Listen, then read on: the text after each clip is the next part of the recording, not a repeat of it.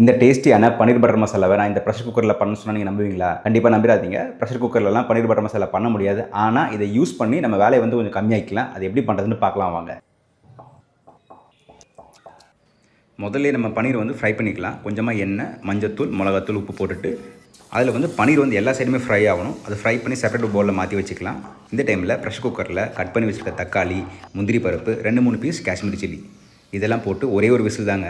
இது ஆறுனதுக்கப்புறம் நம்ம வந்து ஒரு ஃபைன் பேஸ்ட்டாக அரைச்சிக்கலாம். வேறு ஒரு பேனில் கொஞ்சமாக எண்ணெய், பட்டை, ஏலக்காய், பிரிஞ்சி இலை இதெல்லாம் போட்டு சாப் பண்ணி வச்சுருக்கிற பெரிய வெங்காயம், ஒரு சின்ன பச்சை மிளகா சாப் பண்ணியிருக்கேன். இதெல்லாம் போட்டு பொன்னிறமாக ஆகிற வரைக்கும் வதங்கணும்.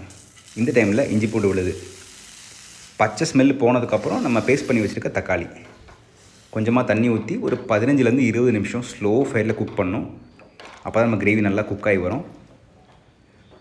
நம்ம கிரேவி ரெடி ஆச்சு. இந்த டைமில் கொஞ்சமாக சால்ட்டு, கொஞ்சமாக சுகர், கரம் மசாலா, கசூரி மெத்தி கண்டிப்பாக போகணும். நான் போட மிஸ் பண்ணிட்டேன். கிரேவி நல்லா ரெடியாக இருக்குது. இந்த டைமில் ஃப்ரை பண்ணி வச்சுருக்க பன்னீரை போட்டு நல்லா மிக்ஸ் பண்ணிக்கலாம். ஒரு 2 மினிட்ஸ் ஸ்லோ ஃபயரில். அதுக்கப்புறம் க்ரீம் போட்டு நல்லா மிக்ஸ் பண்ணிக்கோங்க.